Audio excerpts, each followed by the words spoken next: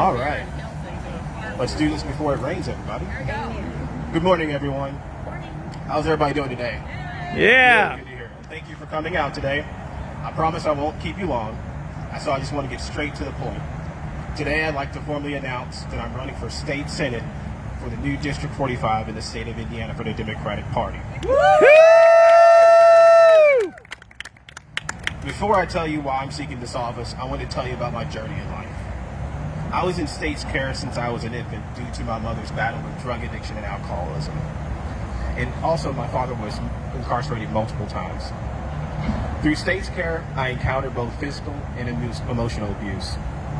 With a few mental and physical scars, I was able to emerge out of the system be the only one in my family graduating from a 4-year college. But it wasn't possible without the grace of the Lord, who put 2 wonderful sets of foster families in my life, who gave me love, support, and everything that they could give me. And for those sets of foster parents, one of them was a teacher who taught me grace, gentleness, kindness, to extend to one another. It was a farmer who put a shovel in my hand and taught me what true hard work is by developing 40 acres of land into a farm. And a military veteran who taught me what true respect for our country is and how to get it the right way. And a caregiver who took that title to heart. In order to care, you have to give.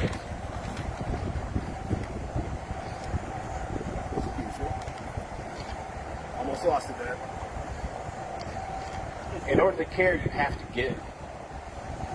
And wherever you lay your head, you call home. Well, everybody, my head lays in District 45, and that's why I decided to take a stand today and run for state senate. Woo-hoo! Woo!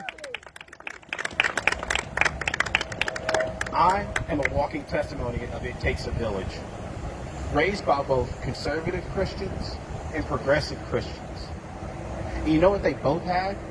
Family values.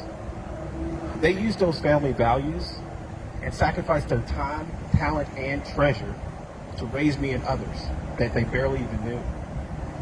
And I can't idly stand by and let that good work go to waste. The same thing these ordinary people did for me, I want to do for the District 45 and the state of Indiana. And especially for those kids in foster care system. These kids come at a credible disadvantage, especially our black and brown sons and daughters are more susceptible to be placed in the system due to the biases we yet came to face. In order to fix those biases, we have to increase our funding for foster parents, kinship care, and group homes, not to mention preventable services that won't make them go there. Along with that, we have to invest in our social workers who are taxed and overworked. We have to find the gaps before these children fall through. I've been sounding the alarm for quite a while now, and we haven't seen the tip of the iceberg of what this COVID pandemic has done to families here in Indiana. We have to prepare our system, or it's going to get overwhelmed. And if who's going to lose? The children. The children will lose.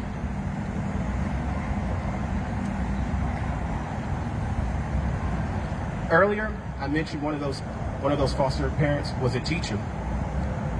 And teachers have always been a vital roadmap to my success. Education can be a great equalizer. We all know this.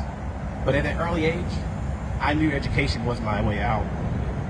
I used my A's and B's to prevent me getting beatings when I was a child.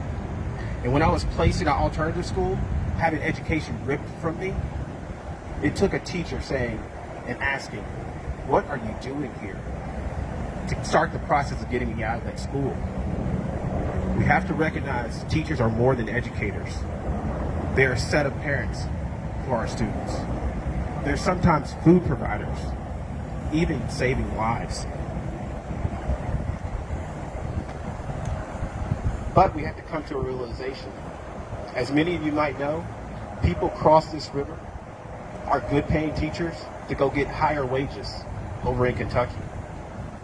And it took a pandemic to finally get teachers raises. And they deserve better than that.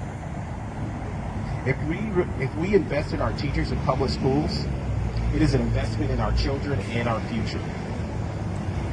1 second for the truck.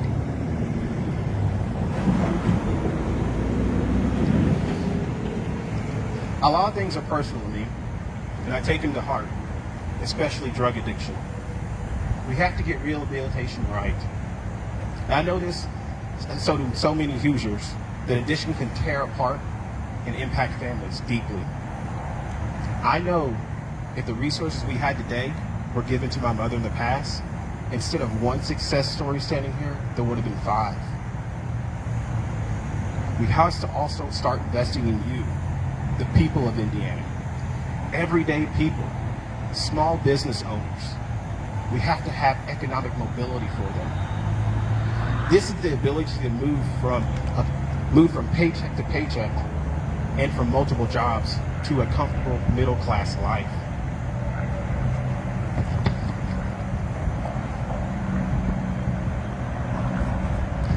Come on, man.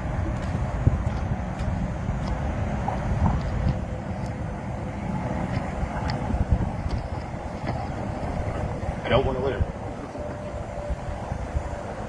Getting them to the middle class and comfortable lives, and the ability to give back to our community. Isn't that what we all want? I know, you know, I've said, and you've said this way too many times.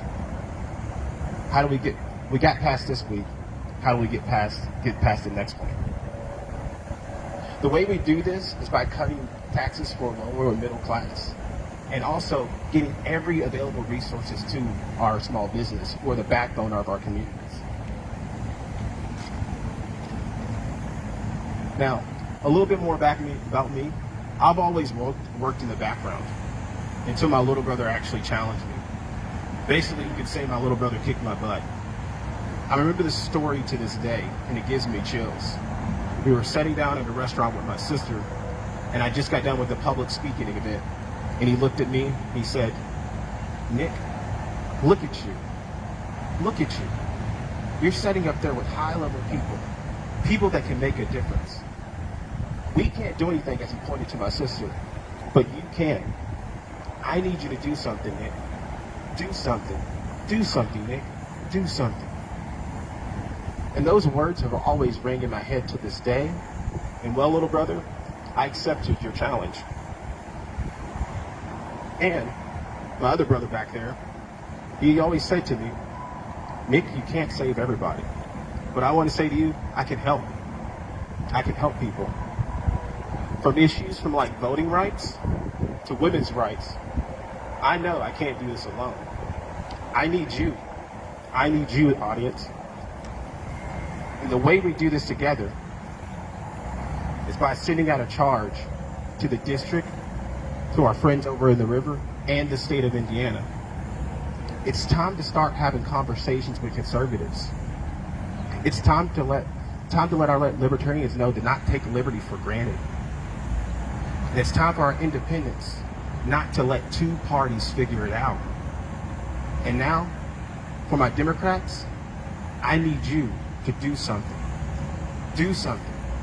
Do something for democracy. Thank you for being here. God bless the state of Indiana.